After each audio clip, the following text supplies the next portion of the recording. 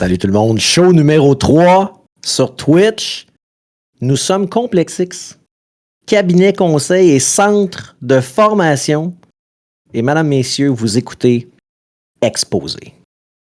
Roxane, j'ai goût d'aller vers toi tout de suite aujourd'hui. OK, on passe ça de même, là. On passe ça direct de même. C'est moi qui décide. C'est moi l'animateur, c'est moi qui décide. C'est toi le chef. Bon. Hey, cette semaine, on a vu un article, Julie, elle nous a envoyé un article cette semaine. Être soi-même au travail, le plus grand mensonge du management moderne. Moi, Sylvain, Julie, j'ai envie de vous dire, c'est le plus grand problème dans nos organisations. OK? D'être authentique? Oui, écoute, on va débattre de... Je te le dis. Sais-tu pourquoi? On va tellement s'ostiner. C'est clair qu'on va s'ostiner. Je te le dis, moi, c'est le plus grand problème. Parce que le problème, là, justement, là, dans nos organisations, c'est que les gens ne s'adaptent pas. Ils sont pas flexibles. Ils parlent pour eux, communiquent pour eux, disent ce qu'ils pensent, veulent répondre à leurs besoins. Moi, je dis que d'être trop authentique, c'est ça le problème. Puis j'ai plein d'arguments clés aujourd'hui pour venir appuyer ce que je vous dis là. Ça va me faire plaisir de débattre avec toi, Sylvain. Eh non, mais vous avez tous eu des gens là, dans vos organisations qui arrivent et ils racontent toute leur vie dans l'espace du premier 15 minutes que tu viens de les rencontrer. On sait qu'ils sont divorcés, que l'ex il est pas fin, on sait qu'ils sont véganes. Écoute, la vie là, se défile. Puis il me semble que, tu sais, quand tu vas sur une première date, là, tu te déshabilles pas au complet. Tu te gardes une petite réserve. Fait que c'est un peu ça, là. Fait que, pas trop. Fait que moi aussi, je suis dans l'authenticité. C'est peut-être un peu d'égocentrisme. Puis on le voit beaucoup dans le développement personnel. Il faut être soi, il faut s'exprimer, il faut tout dire. Attends un petit peu, là. Il y a une différence entre la vie personnelle et ta vie professionnelle. Puis l'article qu'on a regardé ensemble, qu'on a lu, ben c'est que ça peut justement venir te saboter.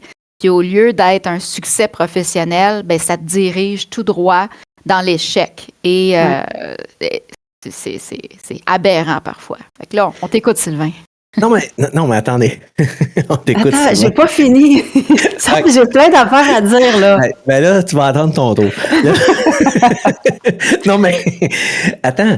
Moi, Julie là, et Roxane, jusqu'à maintenant, je suis pas en désaccord avec vous autres.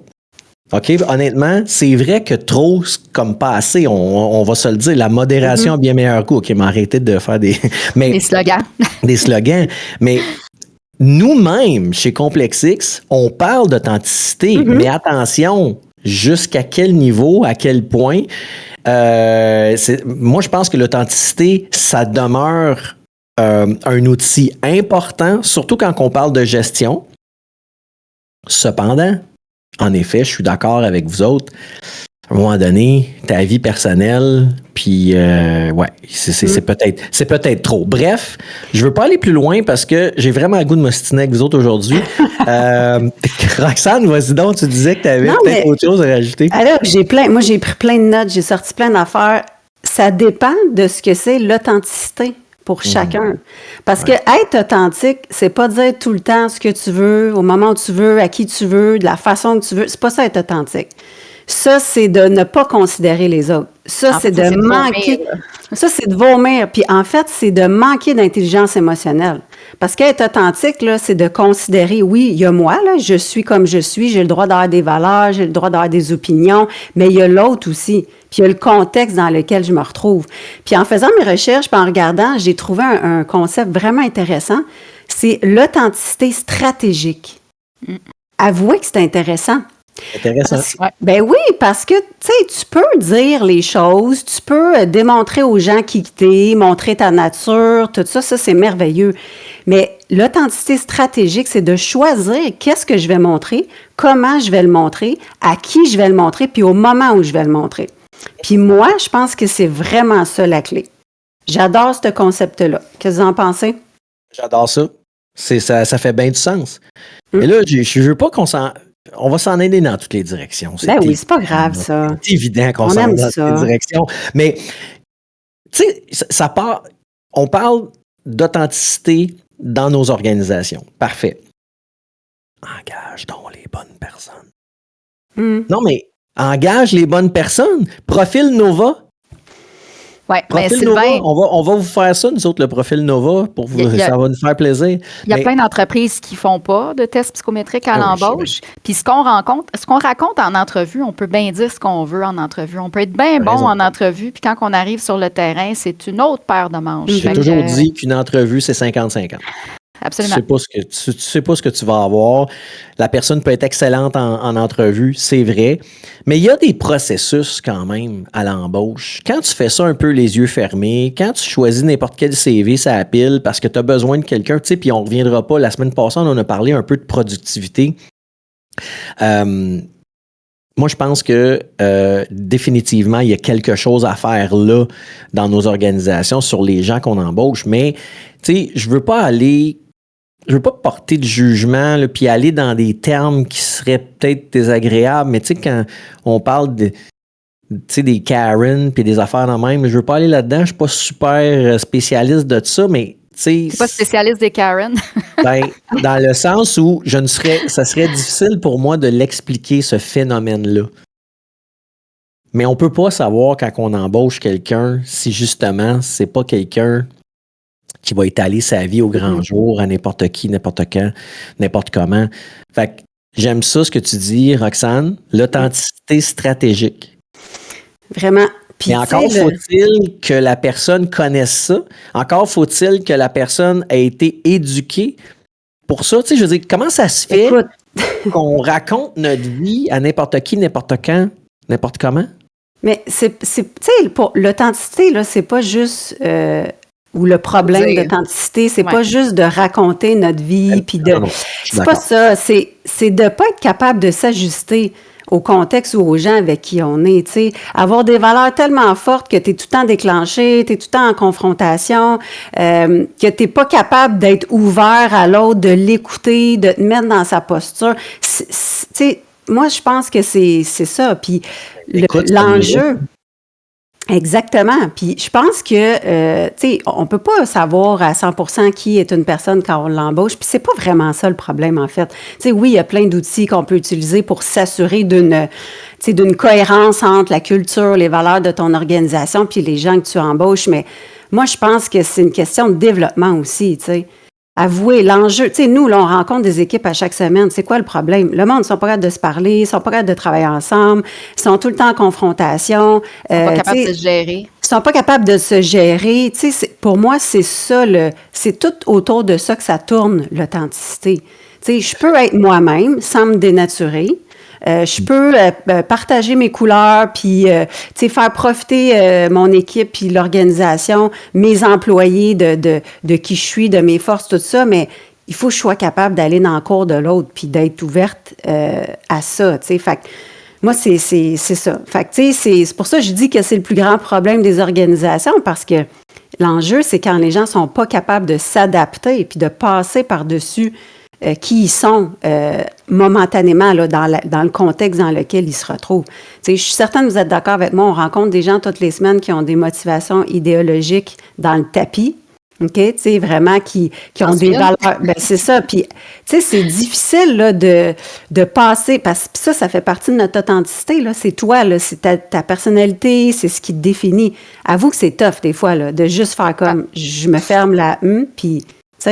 C'est un travail d'une vie. Pour moi, qui a une motivation idéologique vraiment dans le tapis, je dis des fois, c'est dur de vivre avec moi-même. Littéralement, là, le discours qui peut se jouer dans ma tête et comment j'ai appris à me la fermer et sourire parce que ça touche pas mes convictions.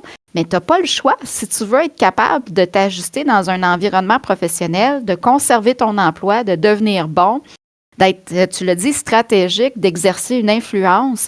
Tu n'as pas le choix d'être caméléon, tu n'as pas le choix de t'adapter. Puis tu peux pas arriver puis dire que toi, tout ce que tu penses, puis la façon que tu crois que ça se passe, puis toutes tes idées, puis tes valeurs, c'est ça qui devrait être la norme. Sinon, ben pars ta business puis recrute ton équipe. Là. Tu sais, à un moment donné, l'organisation, une culture a des valeurs, puis ça devrait être ça qui rassemble les gens, pas des petites personnes une à côté de l'autre qui veulent des choses. Puis dans l'article qu'on s'est partagé, Google, qui est reconnu comme étant un employeur super ouvert, puis let's go la gang, soyez dans la créativité, soyez dans l'innovation, bien là, ils ont vu ça déraper. Là, ils ont vu que leurs employés sont allés prendre des positions politiques et là, ben ça a dérapé et ils ont dû congédier ces personnes-là. Fait que, oui, on vous écoute, oui, vous avez le droit de parler, mais à un moment donné, on est dans un contexte professionnel puis ça ne peut pas déborder. Oui, puis tu sais, on vit en communauté, on vit avec des gens qui sont tous différents de nous, qui voient pas les choses de la même façon. Donc, on peut pas considérer que le fait d'être, tu sais, de mettre un petit peu de côté nos propres valeurs, nos propres croyances à un certain moment, c'est de pas être authentique.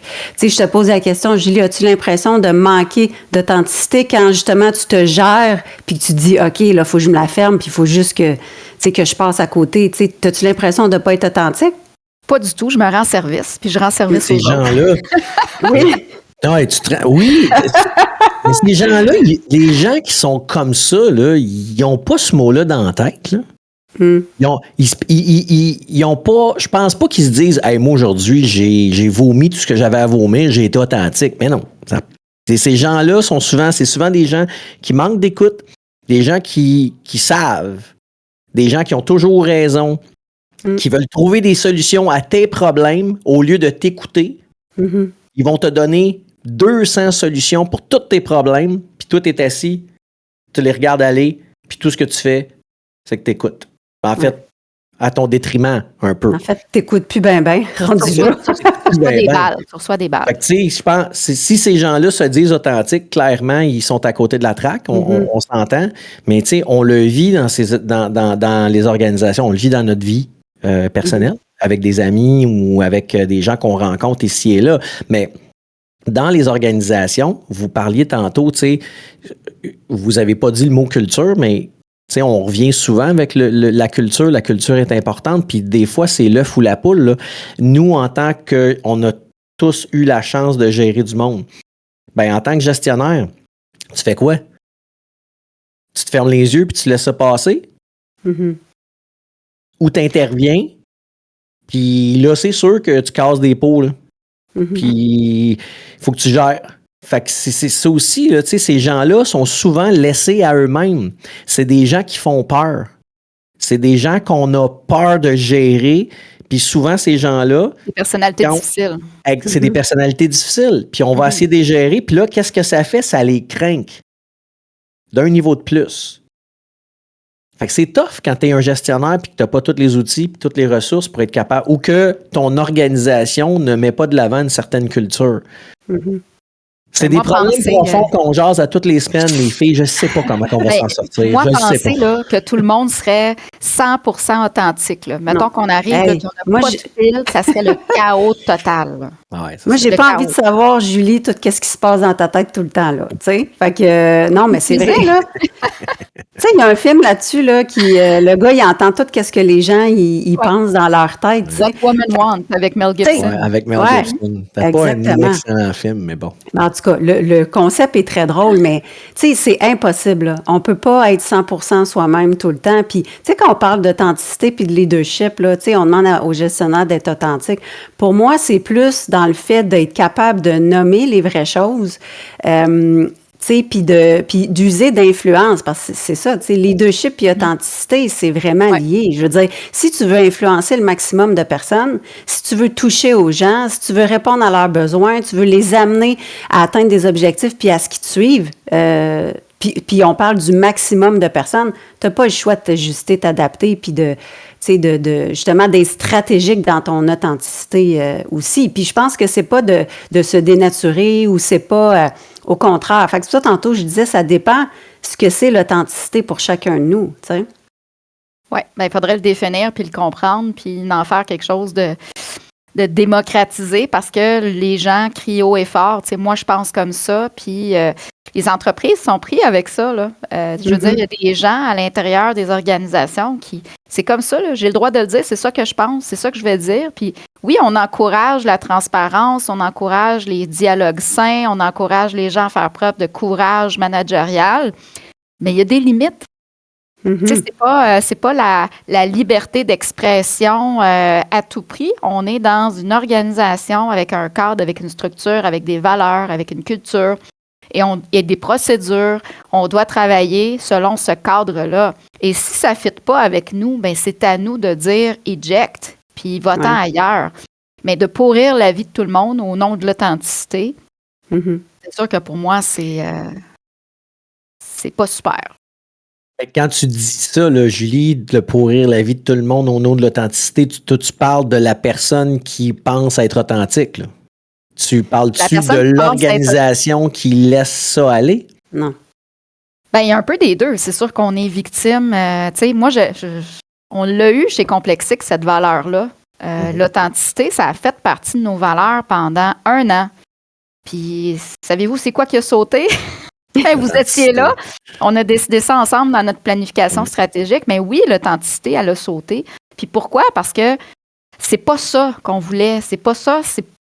Oui, on veut que les gens soient vrais. On veut qu'on garde notre couleur dans ce qu'on fait.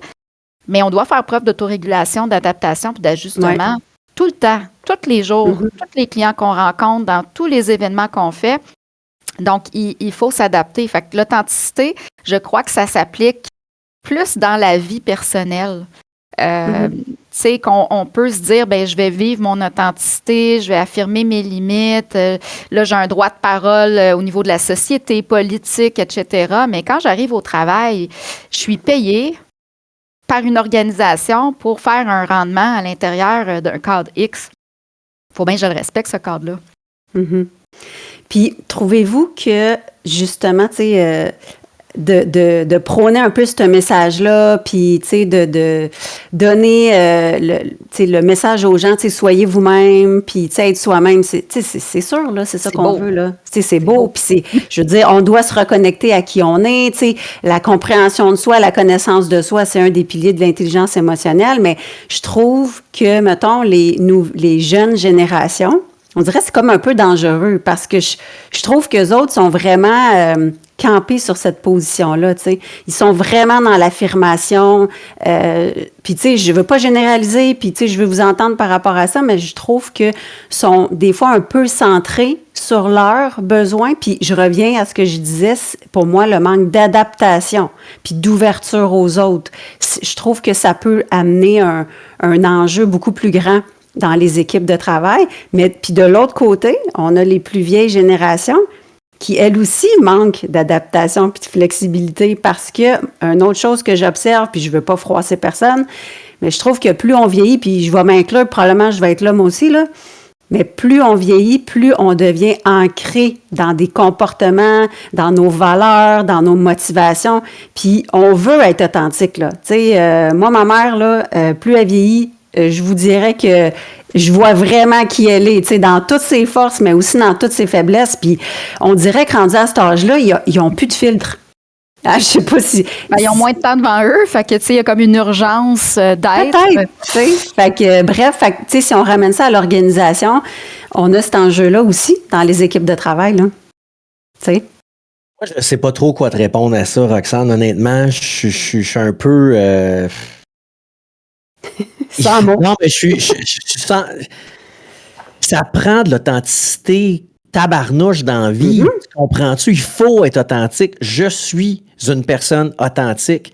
Mais je suis capable, comme disait Julie tantôt, de m'auto-réguler. Je suis capable de faire attention puis de ne pas dire n'importe quoi, n'importe comment.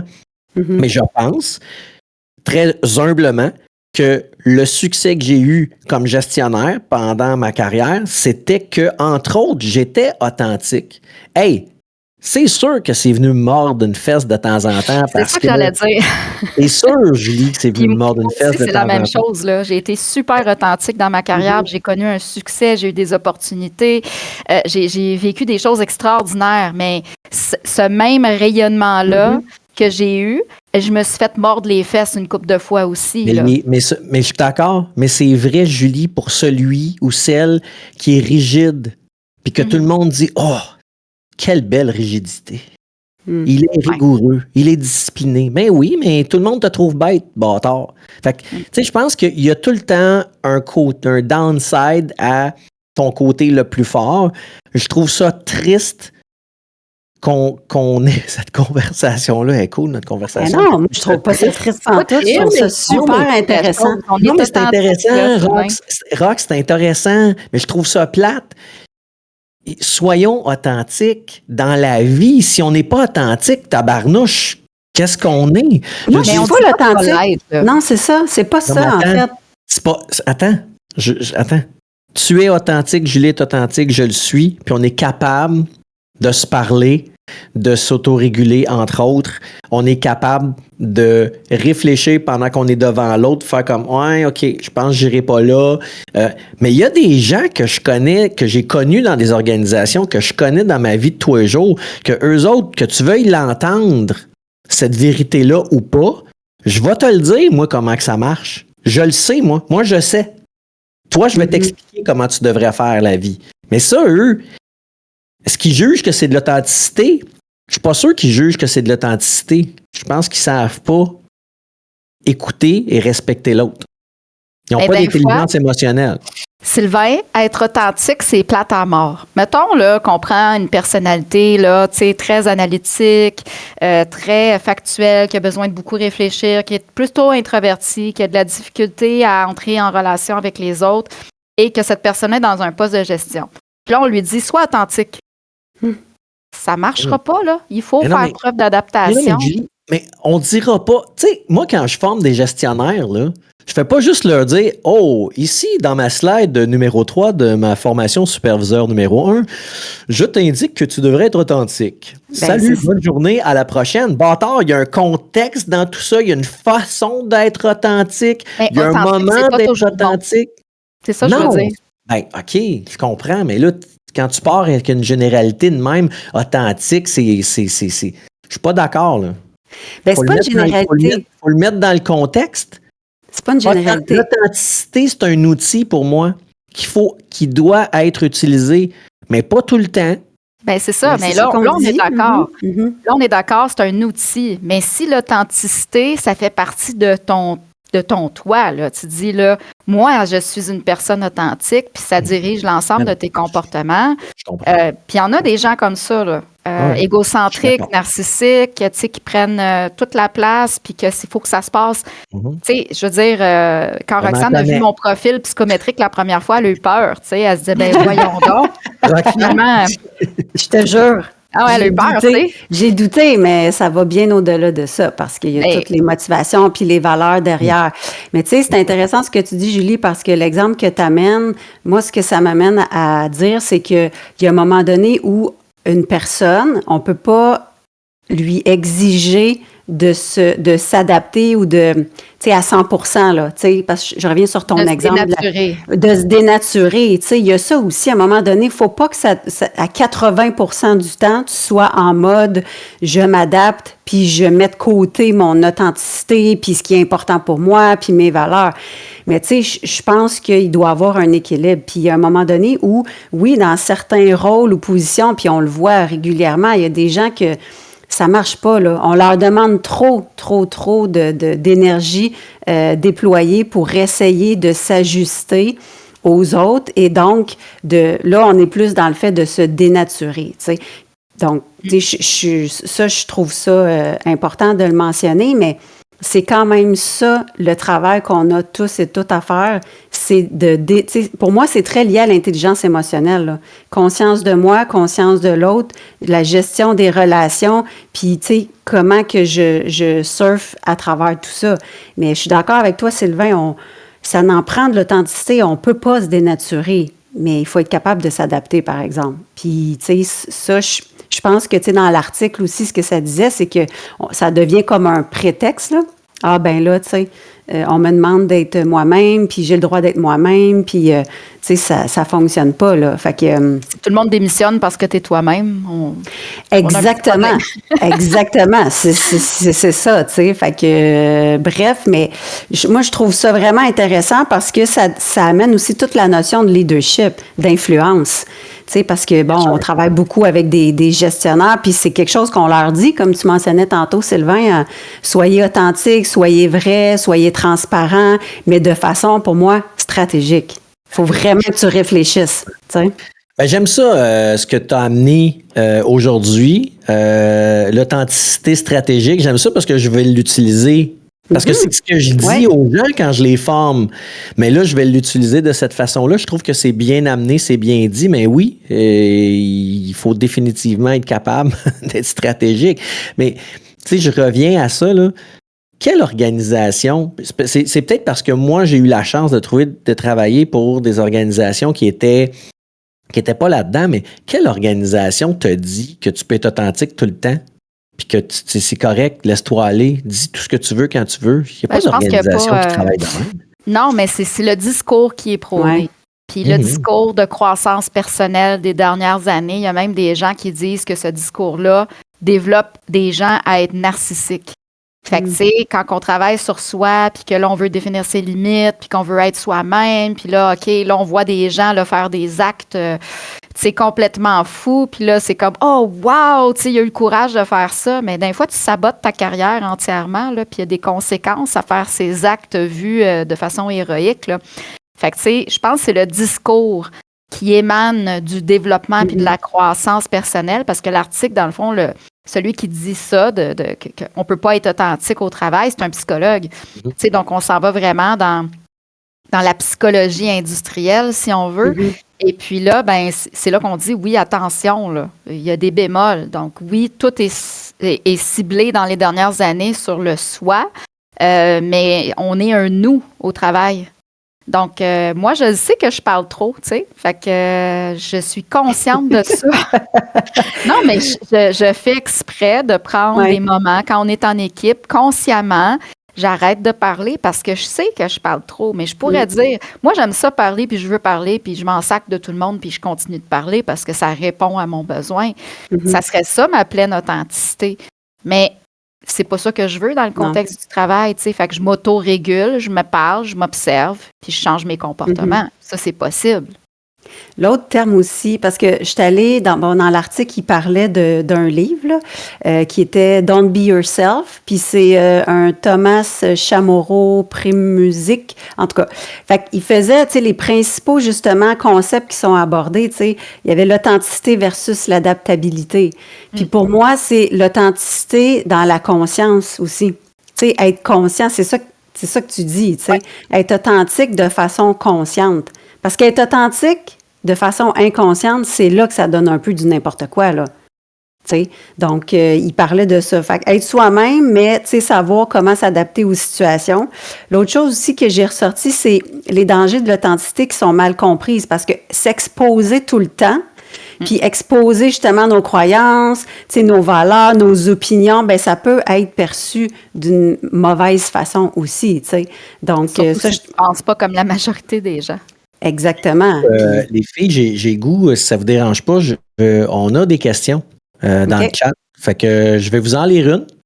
Vas-y. Je veux vous entendre rebondir. Puis Rox, étant donné qu'aujourd'hui, c'est toi qui prends la pôle, je te laisse répondre la première. Puis Julie, va se débrouiller avec le reste. Alors, on a une question aussi, puis je trouve ça intéressant. L'authenticité, par définition, c'est de réagir avec honnêteté. Si quelqu'un commence à réguler son authenticité, ça devient de la manipulation? Non? Ça devient de la stratégie. Mais vas-y, Rox. Oui. Non, mais c'est intéressant. Répète ça. Je veux juste... Alors, répète. L'authenticité, par définition, c'est de réagir avec honnêteté. Ouais, on part avec cette base-là. Bon, maintenant, si quelqu'un commence à réguler son authenticité, est-ce que ça ne devient pas de la manipulation? Non. C'est la question. Non, moi, je pense que c'est simplement... Je continue d'être honnête, même si je me régule, puis que je choisis peut-être les bons mots, la bonne façon de le dire, le bon moment. Pour moi, c'est pas de la malhonnêteté. Puis, c'est comme Julie allait le dire, puis je vais te laisser la parole après, parce qu'on en a parlé tantôt, mais c'est ma capacité aussi à influencer. Puis influencer, c'est pas de manipuler nécessairement. Influencer, c'est d'adopter une posture ou une pratique, des façons de faire qui vont faire en sorte qu'on va arriver à un résultat où je vais réussir à communiquer peut-être ce que j'ai envie de communiquer. Mais pour moi, c'est vraiment pas de la malhonnêteté. Pour moi, je continue d'être qui je suis. Je vais continuer de partager mes opinions, mais je vais juste m'assurer de le faire de la bonne façon, selon le contexte dans lequel je me retrouve puis la personne en face de moi, pour pas justement brimer peut-être la personne qui est là puis trouver juste le juste milieu, le bon équilibre. En tout cas, de cette question, veux-tu que je la répète? Oui, vas-y donc encore. Tu sais, 45 L'authenticité, par définition, c'est de réagir avec honnêteté. Si quelqu'un commence à réguler son authenticité, est-ce que ça devient de la manipulation? Ben moi, là-dedans, ce que je retiens, c'est le mot manipulation. C'est quoi la différence entre l'influence et la manipulation? C'est exactement la même chose. On veut amener des gens à s'en aller dans une direction ou adopter des comportements, mais l'intention n'est pas la même. Si je suis dans la manipulation, j'ai une intention malveillante, tandis que si je suis dans l'influence, j'ai une intention bienveillante orientée sur un objectif. Fait que pour moi, l'autorégulation, c'est pas de pas être honnête, c'est d'être capable de se gérer. Puis c'est certain que si je vis quelque chose de gros, je suis fâchée, je suis frustrée, puis je m'écoute. Puis là, je recule de 25 ans à la jeune Julie qui aurait pu péter une coche. Et puis, tu sais, être beaucoup plus verbale dans ma façon de réagir à quelque chose, bien, je l'ai expérimenté, ça. Pas dans ma vie professionnelle, mais peut-être plus dans ma vie personnelle. Puis est-ce que ça a donné quelque chose? Non, parce que quand on sait que quand on interagit avec des gens, puis on s'en va en escalade, on est dans le jeu du miroir. Donc, l'autre va escalader aussi, puis il n'y a rien de bon là, à s'en aller dans ces émotions-là. Et on sait aussi que pour avoir une discussion qui va donner quelque chose, il faut être dans la neutralité émotionnelle. Donc, si je suis dans la pleine expansion puis expression de tout, à chaque fois que je vis quelque chose, je ne suis pas dans un état émotionnel neutre. Donc, je ne suis pas capable de m'autoréguler puis d'arriver à un terrain neutre au niveau de la conversation. Fait que moi, je pense qu'on peut rester authentique avec de l'autorégulation. Fait que moi, je pense que authentique plus autorégulation, ça va très bien. Je pense qu'on est capable de se respecter dans nos idées, dans ce qu'on veut dire et tout ça. Mais comme Roxane disait, peut-être avec un petit peu plus de soi autour là, pour s'assurer que ça ne vient pas briser quelque chose dans les relations interpersonnelles. Puis moi, ça m'a énormément aidé là, au niveau de toutes mes relations interpersonnelle au niveau de la communication, cette autorégulation-là. Puis je considère, puis vous travaillez avec moi, on passe beaucoup de temps ensemble, là. Je pense que vous pouvez dire que je suis assez authentique là, dans ma façon de m'exprimer avec vous. J'ai rarement des réserves. Correct. Puis savez-vous quoi? Une affaire qui me vient en tête, qui est vraiment intéressante, là, c'est que, tu sais, là, mon moi, dans toute son authenticité, là, ben, il n'est pas tout positif, là. Puis je m'aime, puis j'ai plein de talents, j'ai plein de forces, mais j'ai plein de défauts aussi. Fait que, tu sais, si je suis tout le temps 100% dans l'authenticité, puis dans mon moi, dans tout ce que je suis, excusez, mais comme on vient de se dire, peut-être vous n'aurez plus envie de travailler avec moi, tu sais. Fait que le fait de m'adapter, d'ajuster mon discours, d'ajuster ma façon de faire, mon approche, mes styles, peu importe, ça fait pas de moi une personne malhonnête. Moi, je trouve que ça fait ça fait de moi une personne qui est à l'écoute des autres, puis qui est comme, c'est ça, qui est empathique, puis bref, parce que, tu sais, c'est ça aussi, l'authenticité, là, c'est moi et vous dans toutes vos forces, mais dans toutes vos faiblesses. Fait qu'on a-tu vraiment envie, tout le temps, d'être 100% là-dedans? Ben moi, je vous dis non. Si on s'en va sur la théorie du disque, là, il y a 4 couleurs, des introvertis, des extrovertis, des préférences à la tâche, des préférences aux relations. Puis tout ça travaille ensemble. Fait que si on pense être capable d'être 100% soi puis que ça fonctionne, c'est sûr qu'il faut se rendre au centre de tout ça. Puis pour ça, il faut qu'on diminue certaines parties de notre personnalité, puis il faut qu'on donne un peu plus de gaz à d'autres parties de la personnalité qui sont plus faibles. Mais moi, j'aimerais ça t'entendre, Sylvain, sur cette question-là. Est-ce que c'est de la manipulation? Oui, c'est de la manipulation. Non, moi, je pense... non, moi, je pense pas que c'est de la manipulation, mais je pense que à un moment donné, j'aime pas ça dire mensonge blanc.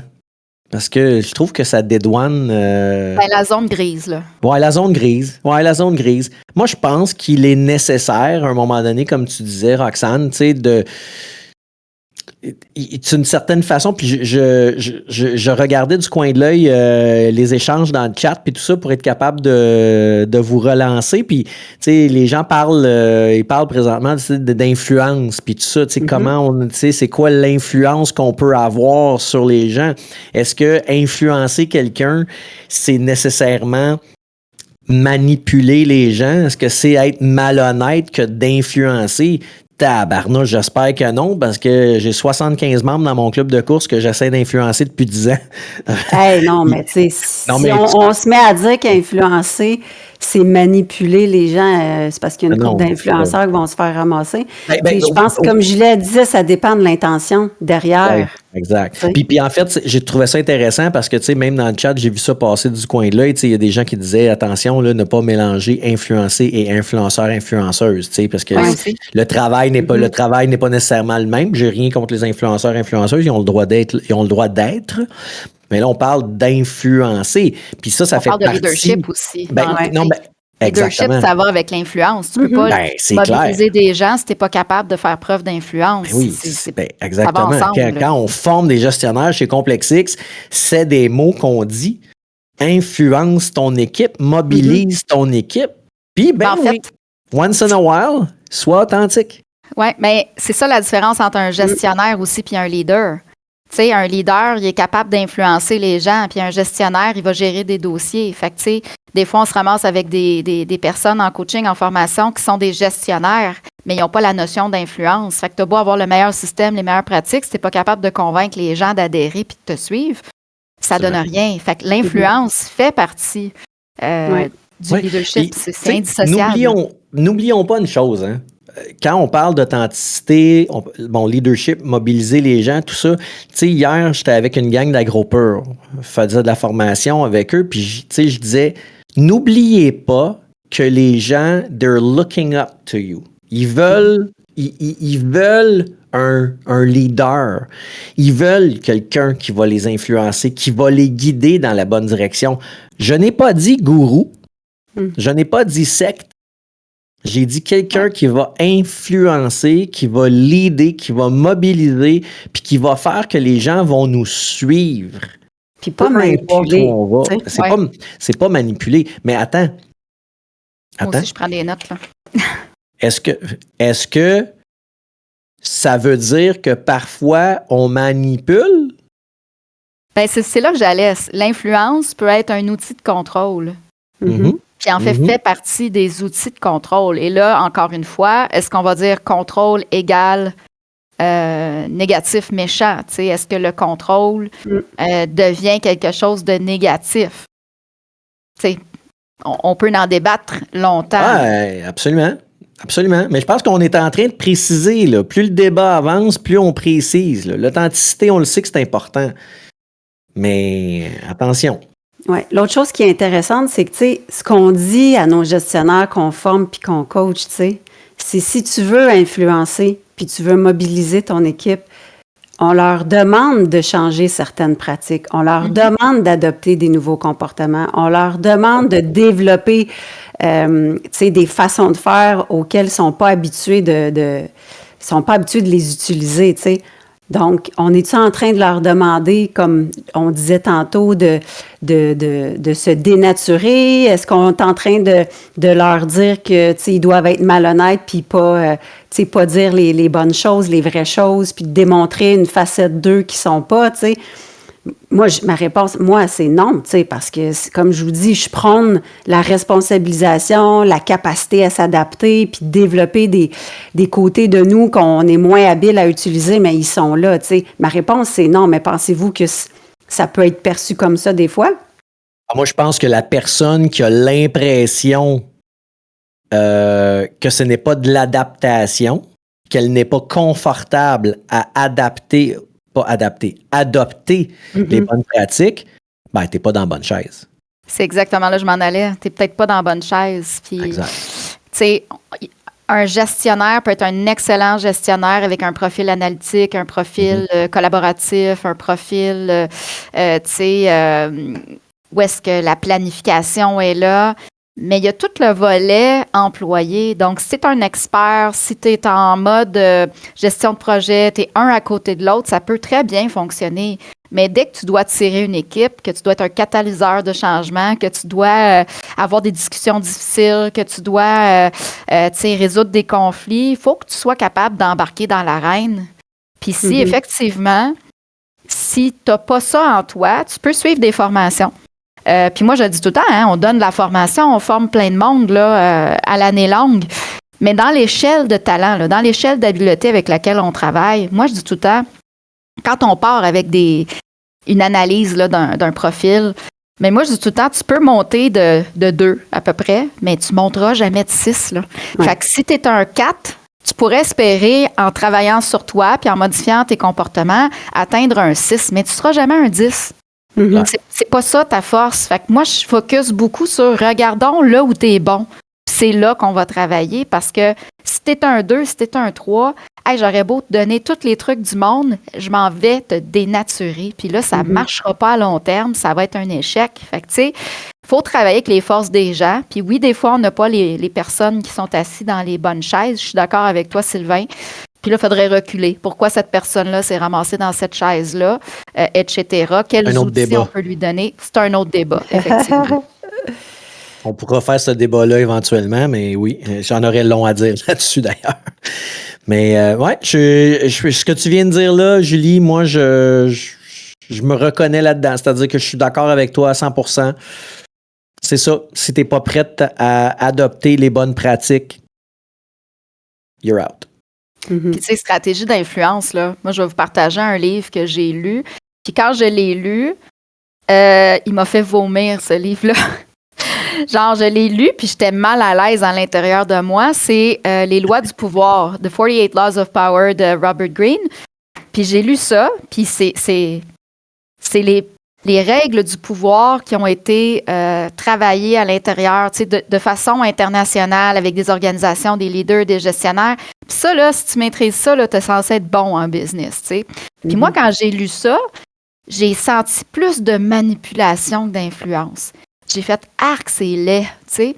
J'ai mis ça de côté. Puis à un moment donné, j'ai fait « OK, Julie, mets tes valeurs idéologiques de côté. » Là, j'ai parlé à mes valeurs idéologiques. J'ai dit « Là, tasse ça, là. Puis si ça, là, c'est important à comprendre dans le milieu des affaires, et ouvre tes oreilles, là, ouvre tes yeux, puis lis le livre. » Parce que je les écoute aussi sur Audible. Fait que je les écoute, mes livres. Fait que là, j'ai écouté ça, puis j'ai lu ça après. Puis là, je me suis dit, ben finalement, il y a beaucoup de vrai là-dedans. Puis la ligne est encore grise là, entre manipulation puis influence, mais ce qu'on peut être 100% certain, c'est que cet effet-là de mobiliser des gens pour arriver à ses fins, que ça soit positif ou pas positif, c'est nécessaire. Après ça, quel moyen qu'on prend pour y arriver? Là, on pourrait en discuter longtemps, mais effectivement que si on veut mobiliser, on veut que les gens suivent, on veut que les gens adhèrent, que ce soit en politique, hein, que ce soit, tu sais, on le voit, là, le président Donald Trump, comment il est reconnu par 50% de la population américaine comme un excellent leader. Donc, la perception de ce qu'est un discours d'influence va varier selon le background de chaque personne aussi. Donc, quand on reconnaît des leaders, quand on reconnaît de l'influence, bien, ça peut être positif, ça peut être négatif. Ça, c'est comment on va le recevoir. Mais ça reste de l'influence au bout du compte. Et c'est nécessaire. Puis tout dépend aussi, excuse Sylvain, de l'intention. J'allais te donner la parole, Roxane. Alors, tout va bien. Mais le livre dont tu parles, Julie, tu sais, c'est sûr que, bon, on en a déjà parlé, toi et moi, là, c'est un peu choquant, là, mais en même temps, c'est ça, ça dépend de l'intention, puis, tu sais, on l'a utilisé dans certaines formations, on a tourné ça de manière positive pour en faire des leviers d'influence, puis, tu sais, tout est une question d'intention à travers ces différents concepts-là, mais c'est sûr que la ligne est mince, tu sais, puis ça dépend, ces concepts-là tombent dans les mains de qui. Je pense que ça aussi, ça fait toute une différence, là, honnêtement. Bien, ceux qui savent les utiliser, c'est prouvé, là, c'est étudié scientifiquement, là. Ils vont avoir du succès, ils vont réussir à atteindre leur but. Donc, il y a quelque chose là-dedans qui est inconfortable. Tu sais, puis je suis encore inconfortable. On en parle, puis je me dis, aïe, aïe, aïe, tu sais. Mais il y a une compréhension à avoir de ça, parce que si on veut user d'influence puis atteindre nos objectifs, ouais. Mais là, après ça, on est-tu prêt à aller là? Moi, c'est là que je me suis dit, garde, je vais comprendre, je vais lire, je vais tu sais, l'intégrer, mais est-ce que je suis prête à aller là? Ben là, c'est mes valeurs personnelles qui embarquent, puis je me dis, ben moi, je suis pas nécessairement prête à faire tout ça. Mais ça, c'est chacun peut être son propre juge de ça. Alors, question de continuer le débat, là. Là, on parle d'influence, on parle, on parle du livre, mais l'authenticité dans tout ça. Est-ce que la personne qui est trop authentique devrait lire ce livre-là? Oui. Elle comprendrait des choses, absolument. Puis, en fait, l'authenticité, on n'en parle nulle part dans ce livre-là. On parle plutôt de stratégie, de communication. Ouais, fait que, tu sais, je reviens à authenticité stratégique. J'adore ça, Roxane. Vraiment, je pense qu'on va faire une formation là-dessus. On va en développer une. Parce que c'est ça la clé. Puis je pense que oui, on a quelque chose à gagner de lire pour comprendre, puis que ça soit moi-même qui utilise ces mécanismes-là ou que je puisse les détecter chez l'autre. Est-ce que... Je vous relance encore une fois, mais j'ai goût de vous entendre. Est-ce que l'authenticité, ça nous donne du pouvoir ou ça nous en enlève? On peut faire les deux, je pense. Oui, exactement, parce que, tu sais, ça fait plusieurs fois qu'on le nomme, là, mais moi, je reviens à l'adaptation, tu sais, parce que, puis comme je vous ai dit, mon moi à 100% authentique, là, si je le gère pas, il y a des fois que ça va m'enlever du pouvoir, puis il y a des fois que ça va me donner du pouvoir, tu sais. Donc, puis comme tu viens de le dire, Julie, pour moi, c'est vraiment une pierre angulaire par rapport à, tu sais, bien vivre ensemble, collaborer, être un bon employé, un bon gestionnaire, c'est tout correct, là. On veut, tu sais, qu'on puisse être qui on est dans toutes nos forces, puis que nos limites, nos faiblesses soient aussi bien accueillies, mais si t'es pas capable de te gérer, là, excuse-moi, ça peut t'enlever du pouvoir. C'est sûr et certain, là. Rappelons-nous, excuse Julie, mais rappelons-nous là, que, en tout cas, moi je dis ça à tous les gestionnaires que je forme. Rappelons-nous que quand tu es gestionnaire, it's not about you. Peu importe ce que tu vas me raconter, je m'en fous. Ce n'est jamais à propos de toi. Jamais. Fait que, tu peux être authentique si tu veux, là. Il n'y a pas de problème. Ça fait partie de la game, vous le savez, je vous l'ai dit, c'est un outil à utiliser. Mais ce n'est jamais à propos de toi quand tu es gestionnaire. Fait qu'après, gère ça comme tu veux. Puis si tu as le goût de perdre du pouvoir, il n'y a pas de problème. Vas-y. C'est clair qu'on répète ça tout le temps, là. Quand tu es rendu en position de gestion, tu as une posture de leadership, c'est plus toi qui est important. C'est plate à dire, là, puis c'est super confrontant, là, mais si tu es là, puis ta responsabilité, c'est d'influencer, mobiliser, amener des gens à atteindre des objectifs, à performer, ben il faut que tu sortes un peu de ton petit nombril et que tu ailles vers eux, puis que tu répondes à leurs besoins, puis que tu sois, oui, stratégiquement positionné, puis que tu prennes les bonnes décisions, que tu réfléchisses à comment tu vas agir, parce que naturellement, puis c'est ça qu'on dit tout le temps dans nos coachings, nos formations, naturellement, là, l'être humain, il veut toujours commencer les mêmes choses à tous les jours, agir de la même façon, prendre les mêmes décisions, adopter les mêmes styles s'il ne réfléchit pas. Fait que pour moi, l'authenticité stratégique, c'est sortir de tout ça. C'est d'arrêter de subir les choses puis d'être impulsive dans ma façon de réagir parce que je veux être authentique, par exemple, mais d'y aller de façon beaucoup plus stratégique. Fait que oui, quand tu es dans une chaise de gestionnaire, désolé, mais ça vient avec la responsabilité de t'assurer de regarder vers l'extérieur et non pas juste vers l'intérieur, tu sais. Une autre question. Être authentique, est-ce que c'est être vrai? J'ai juste un oui ou un non, s'il vous plaît. Ben oui. Oui. Oui. Parfait. Est-ce que... Oh, pardon, mon micro. Est-ce que être vrai, ça dérange l'autre? Oui. Ça peut. Absolument. Ça peut. Ben oui, tout à fait. Moi, j'aimerais ça te partager, Sylvain, un exemple concret. Là, parfait. Vas-y, c'est ça que je veux. Un directeur que j'accompagne en coaching aux États-Unis qui m'a été référé par l'entreprise parce que il était en charge d'une équipe au niveau de l'ingénierie. Et puis, il y avait des problèmes avec son équipe, donc manque de crédibilité, ainsi de suite. Puis la première fois que je l'ai rencontré, en fait, il ne voulait pas être là. Puis lui était comme ça. Donc moi, je suis directif avec mon équipe, je leur dis quoi faire. Leur rôle, c'est d'exécuter, de me donner mon livrable. Puis c'est ça. Puis, tu sais, je ne changerai pas. Puis ça m'a pris un bon 3 rencontres pour le craquer. Puis après ça, quand il a compris la dynamique des gens, comment ça fonctionne au niveau de la communication, de la mobilisation, il a complètement changé sa stratégie. Puis aujourd'hui, il n'y a personne qui le reconnaît.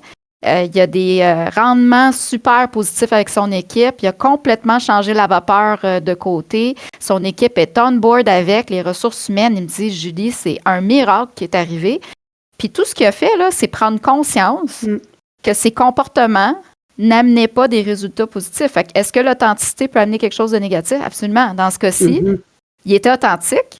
Puis 7 semaines, pas plus tard qu'il y a 2 jours, je donnais une formation, puis il y a quelqu'un qui m'a dit, moi, le small talk, j'en veux pas. Moi, je veux aller direct au but. J'ai pas besoin que tu me dises bonjour le matin. Puis là, j'ai dit, ouais, mais ça, c'est ton besoin. Peut-être que ton collègue, il trouve que tu as l'air bête en titi, puis il n'a pas le goût de travailler avec toi parce que tu as ce besoin-là, cette attitude-là. Puis là, il est resté comme flabbergasté. Mais c'est ça que ça amène un trop plein d'authenticité, tu sais. Parce que, tu sais, ce que tu viens de dire, là, je l'ai entendu souvent aussi, tu sais.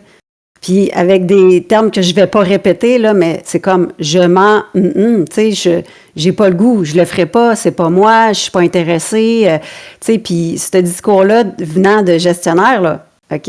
Fait que, tu sais, à un moment donné, c'est ça, cette authenticité-là, mais encore là, par rapport à ton exemple, pour moi, c'est comme de l'authenticité inconsciente. Tu sais, c'est quelqu'un qui est vraiment campé dans une façon de faire, une position, puis qui n'a jamais peut-être expérimenté d'autres façons de faire. Souvent, l'autre chose aussi qu'on dit, tu sais, quand on fait nos profils, moi, je dis souvent aux gens, quand tu vas lire ça, là, il y a des choses que tu vas lire, ça se peut que tu aies de la difficulté à te reconnaître ces forces-là ou ces limites-là. Ça ne veut pas dire que ça ne te correspond pas, ça veut peut-être juste dire que tu ne l'as jamais expérimenté. Parce que si demain matin, je te prends et je te mets dans un autre contexte, ben tu vas voir les choses d'une autre façon, tu vas expérimenter une autre réalité. Donc, la personnalité se met à changer. OK? Et là, on voit une nouvelle personne avec des nouveaux comportements puis une authenticité qui change. Comprenez-vous? Donc, c'est ça. Ce que j'entends, Roxane, c'est que tu dis qu'une partie de l'authenticité vient dans l'expression des comportements. Ben oui. C'est clair. Oui, puis, c'est clair. Vraiment. Puis l'autre chose que j'observe, c'est où ça devient un enjeu, l'authenticité mal gérée, c'est souvent quand on a, puis tu sais, tu l'as dit tantôt, Julie, mais des gens qui ont ils ont une motivation idéologique forte, ils ont des valeurs très, très fortes. Et ça devient très difficile quand tu n'as pas assez d'intelligence émotionnelle d'être capable de un, le comprendre, d'où ça vient, ce déclencheur-là, puis de deux, d'être capable de le gérer. Donc, eux, souvent, vont prôner un peu, tu sais, gars, moi, c'est ça, puis c'est de même, puis je fonctionne comme ça, puis, gars, j'ai aucune flexibilité. Mais, fait que j'observe que quand on a des gens, c'est ça, qui ont des motivations idéologiques, des valeurs très fortes, des croyances, des principes, c'est tough. De s'adapter. On a vécu quelque chose comme ça un peu, puis sans, je révèle pas de détails, là, mais on est allé donner une formation, Roxane et moi, il y a quelques mois, puis on parlait de respect. Puis on est venu sur la discussion à un moment donné de est-ce que on doit se saluer quand on entre, par exemple, à la cafétéria sur l'heure du dîner? Est-ce que je dois saluer mes collègues le matin en arrivant? Puis il y avait des positions très tranchées, là, du style, moi, je m'en tabarbipe. Moi, je suis bête, je rentre, je suis bête, puis je viens de me lever, je travaille à 5 minutes d'ici, puis il n'est pas question que je dise bonjour à personne. Mais malheureusement, les gens, je pense pas qu'ils réalisent que c'est de l'incivilité. Oui, c'est clair que c'est de l'incivilité, on est d'accord, mais je pense pas qu'ils réalisent l'impact que ça a sur comment on les voit. Comment on les perçoit. T'sais. Puis là, il y a des gens là-dedans qui vont dire je m'en fous, c'est pas grave de quoi les gens pensent de moi. Puis ouais, mais quand tu commences, tu finis par être isolé. parce que tu agis de cette façon-là, parce que tu te fous du fait que c'est tellement simple. Ben, si tu te fous ce que t'es même les pas autres obligé pensent, là, travaille tout seul. Oui, c'est ça. Ouais. Tu n'es même pas obligé d'ouvrir, de faire bouger tes lèvres le matin. Ouais. Là. Tu sais quoi? Tu rentres le matin. Comme tu Facile. fais des fois. Ben, comme je fais des fois. Ben, hey, tu sais quoi? Tellement! Oui, c'est correct. Moi, des fois, il y a le matin. Tu as raison en plus. Des fois, il y a des matins, je rentre, puis ça me tente pas de me faire aborder avec les 72 problèmes qu'on a. J'ai le goût d'en voir 10-15 minutes avant de les régler, les problèmes. Fait que je salue de la tête. Non, mais c'est parfait. Tu fais ça avec un sourire. Oui, C'est bon. mais l'authenticité, là, c'est de nous le dire ou nous démontrer, gars, je suis pas de bonne humeur, ça me tente pas, mais tu nous souris, tu nous dis bonjour. On le sait, on le connaît. C'est ça aussi être authentique. Oui. Versus, je rentre, puis je me dirige dans mon bureau, je regarde pas personne. Tu sais, c'est ça, là. Tu comprends? Juste le petit effort à faire de plus pour être une meilleure... Oui, c'est ça.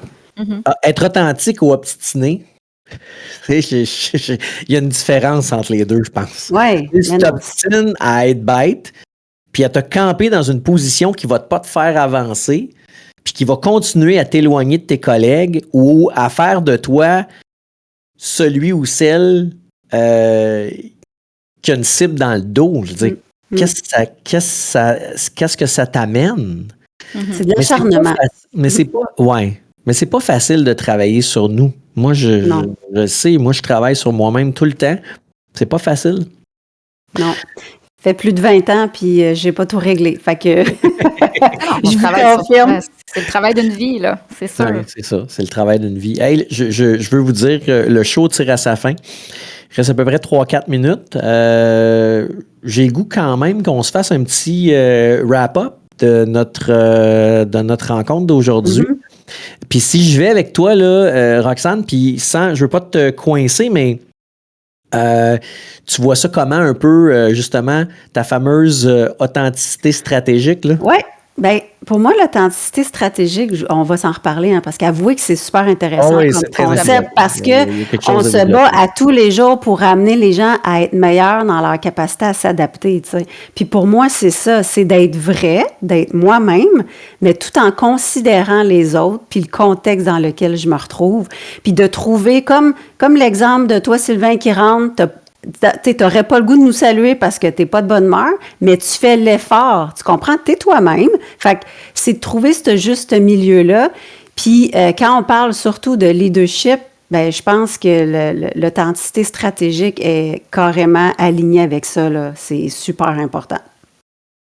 Absolument. Julie, toi, ça serait quoi ta conclusion, ton résumé, ton wrap-up de notre rencontre d'aujourd'hui? Ben, authenticité, oui, avec des limites. Puis de la régulation, puis après ça, se regarder puis se demander si on est assis dans la bonne chaise.